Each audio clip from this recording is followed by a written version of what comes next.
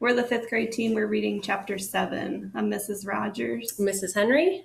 Mr. Henry, and Mrs. Basford is having fun on vacation. All right, chapter 7, Sayeh speaks up. On Friday afternoon, Sayeh's father, Mr. Nasiri, picked us up after school. He had a friendly smile and gentle eyes, but he was as quiet as his daughter. Sayeh lived in a tall building, so Mr. Nasiri carried my cage up 1, 2, 3 flights of stairs to their clean and quiet apartment. Mrs. Nasiri opened the door for us. She spoke to her husband and daughter, but I couldn't understand exactly what they were saying. Hummy, hummy, a little voice called out. Sayeh's little brother, Derek, toddled toward the door to greet me. Say Humphrey, Sayeh gently corrected him. Hummy, he said. The Nasiris put my cage in the living room, right in the middle of a big table. Then they pulled up chairs so they could all sit and stare into my cage.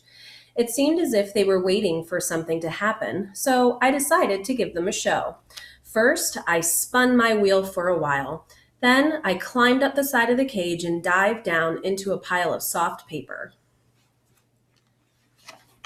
They were obviously impressed with my performance as they talked quietly.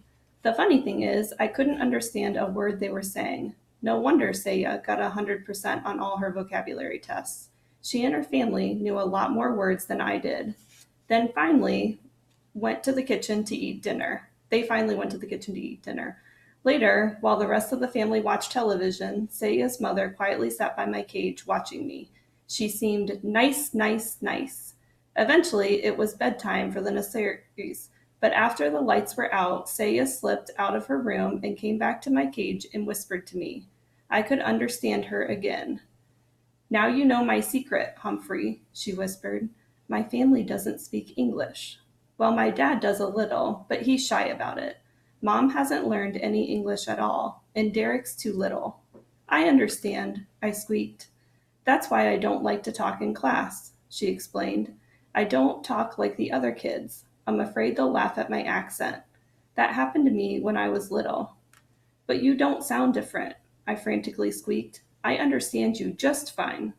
Unfortunately, she didn't understand me. All she heard was squeak, squeak, squeak. I guess maybe I have an accent too. But I have an idea that maybe you could help me teach Mom English, Sayeh continued. Glad to help you out if I can, I squeaked to her. You're a real friend, Sayeh replied. See? She understood me after all. The next day I dozed until late afternoon when Sayeh led her mother back to my cage. Humphrey only understands English, Mama, Sayeh said. Speak English. Say Humphrey. Sayeh's mom looked a little frightened, but she tried. Free, she said. Hummy, Derek cried as he raced into the room and climbed onto his mother's lap. Say, hello, Humphrey, Sayeh gently instructed her mother. Hello, Humphrey, Mrs. Nasiri said. I squeaked hello right back and she broke into a huge smile. Hello, she said. Good job, I said. Well, things went swimmingly from then on. In a matter of hours, Sayeh's mom was saying, How do you do? Nice to meet you. Would you like some water? I did, thank you. Even when Sayeh and Derek left to go to the store with their father, Mrs. Nasiri kept on talking. I let her know I understood what she was saying by wiggling my whiskers and hanging one paw from the top of my cage. Good boy, Humphrey, she said. Sayeh and her father were amazed at Mrs. Nasiri's progress when they returned. The family spent the rest of the evening practicing English. First, Sayeh pretended to be a guest at the door. She went into the hall and knocked. Her mother opened the door.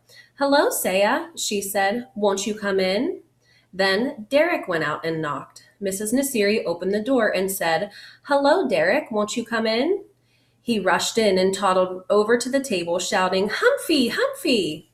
Next, Sayeh convinced her dad to practice English with her mom. What time is it? Asked Mrs. Nasiri. What time is it? What time it is? Asked Mrs. Nasiri. What time is it? Sayeh corrected her. Mrs. Nasiri got it right the second time. Then Dad looked at his watch. 7:15, he answered. Would you like some tea? Mrs. Nasiri asked. Yes, please. I would like some tea, Mr. Nasiri answered. Guess what?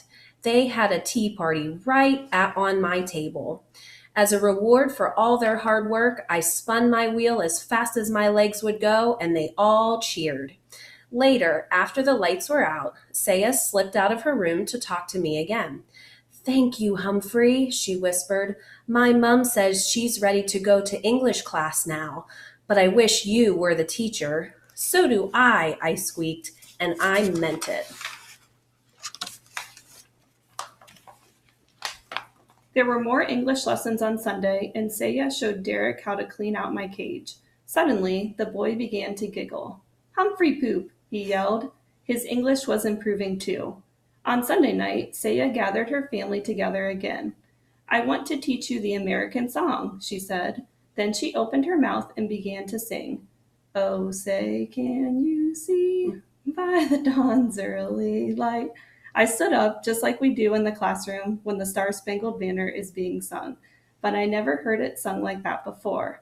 Sayeh had the most beautiful voice in the world. It was like a gentle breeze. No, like rippling waters. No, it was beautiful. If only our classmates in room 26 could hear her, which gave me the start of another idea. But I didn't have time to think much at all, because soon the whole family was singing the Star-Spangled Banner, and I squeaked right along with them, even on those high notes. When we got back to school on Monday morning, though, I was a little disappointed. Mrs. Brisbane asked Sayeh how things went over the weekend. Fine, said Sayeh, and nothing more. Like Miss Mack said, you can learn a lot about yourself by getting to know another species. But boy, sometimes it's a lot of work.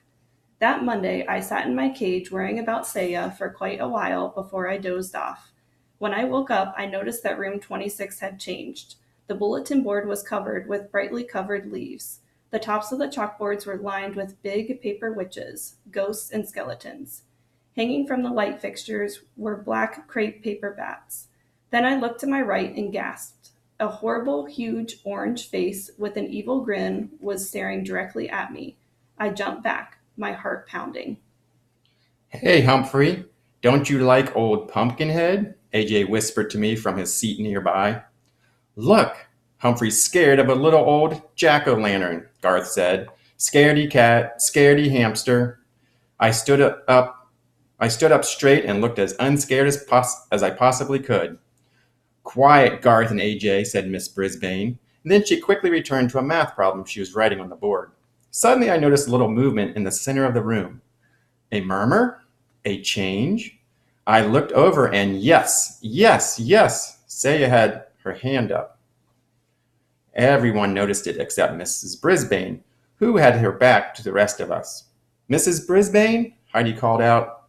Without turning, the teacher said, Raise your hand, Heidi. Now Heidi had her hand raised as well as Sayeh.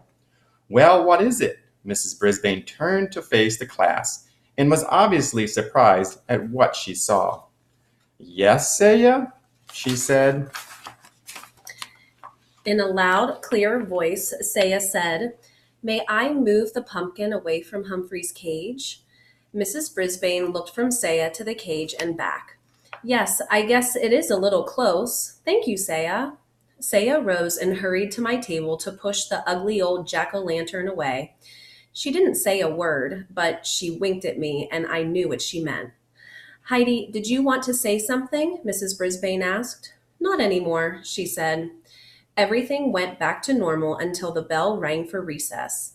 As my classmates all scattered and ran toward the door, Garth paused by my cage. Scaredy cat, he murmured. Then he moved the pumpkin right up against my cage again. I puffed up my cheeks as big as I could get them. It was going to be a very long day. Tip number 7. When hamsters feel intimidated, they often puff up their cheeks. From the Guide to the Care and Feeding of Hamsters, Dr. Harvey H. Hammer. Well, that was chapter 7. We hope you enjoy the rest.